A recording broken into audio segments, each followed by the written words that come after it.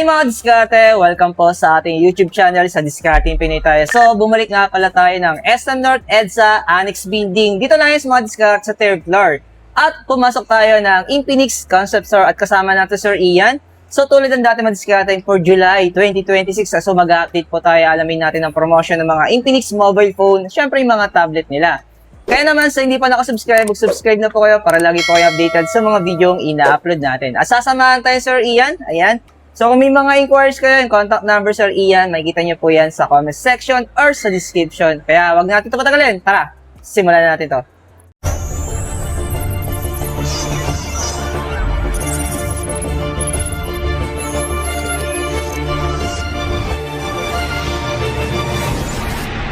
Sir Ian, ano ba yung mga update natin for July 2026? So ano ba yung mga adjustments sa presyo natin ngayon?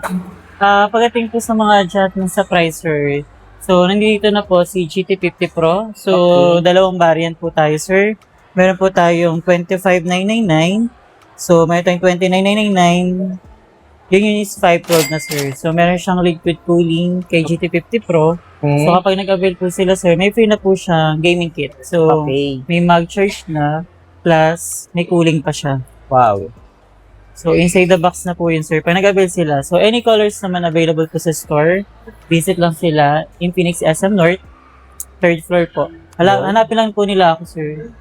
Oh, Sir Ian. Hanapin niya Sir Ian mga diskarte. Ito yung red niya, no? Yes po, yan po yung red. Ayan. So, maganda kasi dito sa gaming po ninyo, meron siyang cooling fan. Mag-charge, yes, sir. Oo. So, hindi lang siya basta cooling. Pero, wireless na rin po siya. Matagal din siya malobat. Matagal din malobat, sir. So, ang battery po niya is 6,500 mAh. Then, naka-dimensity 8,400.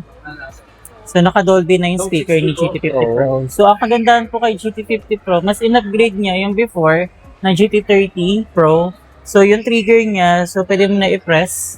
Naka-customize din po siya. Oh! Unlike yung visible, so natatouch lang yung GT30 Pro. Unlike GT50 Pro, pwede mo na i-customize. Wow. Ito yung mga available pang kulay mga diskarte. So, meron tayong red and yeah, may silver. red blaze, silver glass here po. Ito mga diskarte. Pero Sir Ian, pagdating sa mga installment natin, so ano ba yung mga ina-accept natin sa ating concept store? Sa installment po, meron po tayong Home Credit, Salmon, Bill-Ease, then Payjoy, meron po tayo. Then pag mga card transaction naman, sir, meron din po tayong installment, straight payment, bank transfer, or GCash payment, meron din tayo, sir. Then, pwede rin tayong yung GCash installment. Ano yun, sir? G-Gibbs. G-Gibbs, yeah. G-Gibbs, so, meron po tayong G-Gibbs. Yan. Pero ang tanong, may ino-offer naman tayong zero interest. Sa card, sir, as usual, wala po tayong naka-zero, sir. Okay. So, tapos na yung promo natin. So, back to SRP po tayo. Then, pag installment naman, may add po tayo. Depende kung ilang terms po yung kukunin nila. Sa credit card. Sa credit Pero card, sa sir. financing, meron Sa naman. financing, yes, meron din po tayo sa Mga financing. zero interest. Up to 6 months, meron po tayo. On credit, meron din po tayo. At least meron pa rin zero interest sa financing nga lang. Financing nga lang. Pero sa card, may add lang tayo, sir. So next natin sir, yung ating Note 60 Pro. Yung kamukha ni ang sana sa may kagat. Ayan. Oh, billboard pala mga diskarte. Oo, di ba? Kita niyo yan? Ayan. Pero sir, ang presyo natin sir, Ian ngayon dito. Yung price po natin kay Note 60 Pro, dalawang variant po siya. Meron tayong 17,999 and then 19,999. So, depende po sa kanila kung anong kukunin nilang variant. So, meron po tayong 16,256 and then 24,256. Ayan. So, kung naghahanap sila ng more end camera, so maganda na rin to, no? Ayan, mag-diskarte. So, pag bagay naka 1080p siya, meron siya 60 fps, so stabilized na rin siya. Pero pag bagay naka 4K, 30 fps lang siya. Pero good thing po kay Note 60 Pro, sir, pag nag-avail po sila, may free na po silang wireless charger. So, pwede siyang wireless and then wired. Okay. May 2 options for charging. Then, may matrix display po siya na tinatawag. So, si Infinix lang yung may ganyan. So, sa lahat ng units na pwede mo i-customize, pwedeng date, pwedeng time, or pwedeng pangalan, pwede po. Okay naman sa mga notification. Notification, yes, pwede po siya. siya sa notifications. Ito pa yung isang kulay nyo diskarte. Color blue.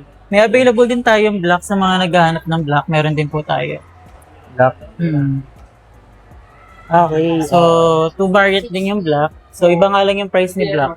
Kasi mas premium kasi yun. I-compare natin sa other color. So, magkano presyo nun? Sa price po ng black, sir, yung 16256 natin, 19,999. Then yung 12256, 21,999. Oo. Mas mataas siya ng konti. Halos 2,000, no? Yes po. Difference sila sa SRP natin. And then, next natin, sir, yung ating Ultra. Note 60 Ultra, sir. Yan. Oh. Marami naghanap ng mga Note 60 Ultra natin. Available din po siya ulit dito sa Infinix SM North. Hanapin lang po nila ako, sir. Then, third floor po.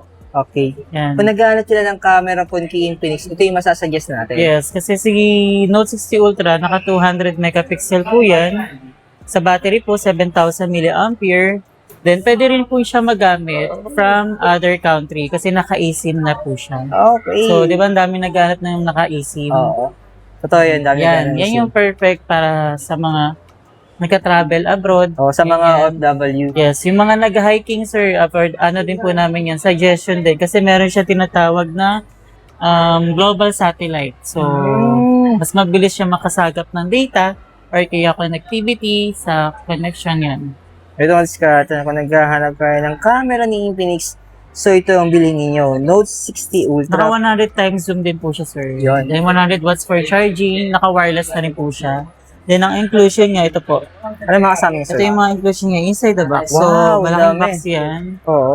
So, pang VIP din yung kanyang box. Box pa lang, ano? Box pa lang, VIP na. Oo. So, kapag in-unbox yan, naka-promo din po tayo for any phone ni Infinix. So, may mga supported units din po tayo, like yung GT50 Pro, Note 60, Note Edge, meron siyang Google AI Plus, i-enter lang nila yung account for Google, then after nun, may 2 terabyte storage, cloud storage, free na siya for 3 months.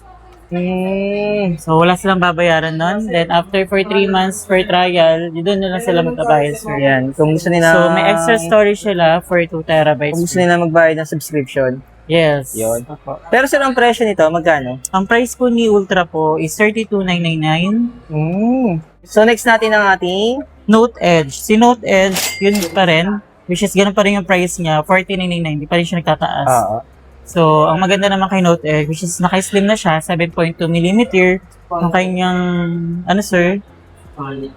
Yung kapal niya. And then, ang maganda rin po sa kanya, which is naka-cinematic display na siya. Kaya, maganda rin siya pang outdoor, for gaming, which is naka-bypass mode.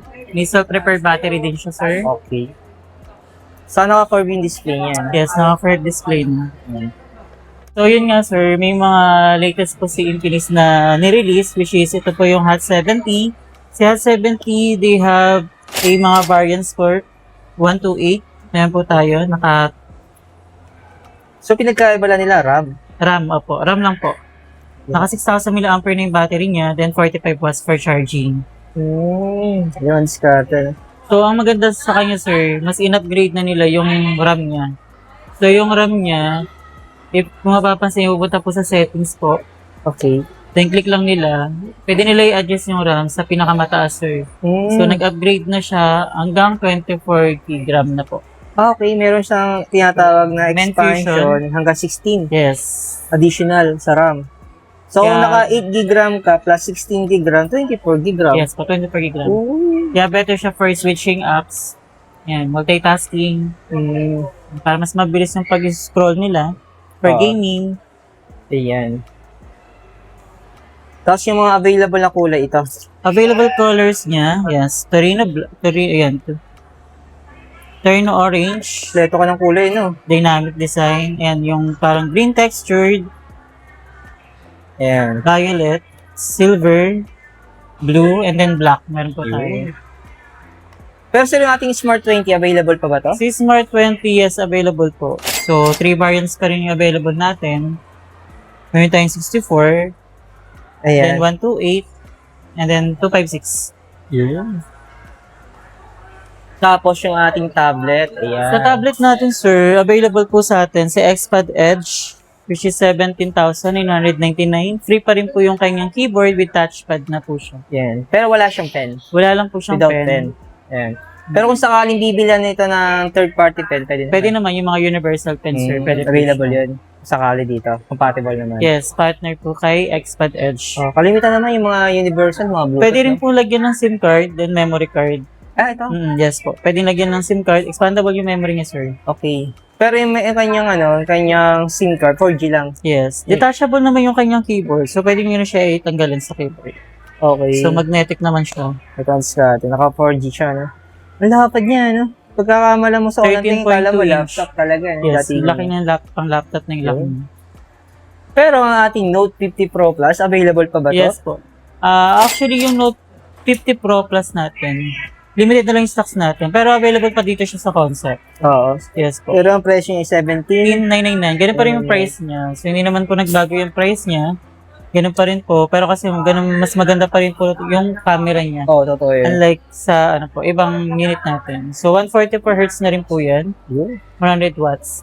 Alam mo, Scott, no? Sabi nga ni Sir, mas maganda pa rin yung camera nito. Ikukumpara dun sa bago. Ayan, nasa yung camera niya, Sir? Check natin. Naka 100 times zoom. Oo.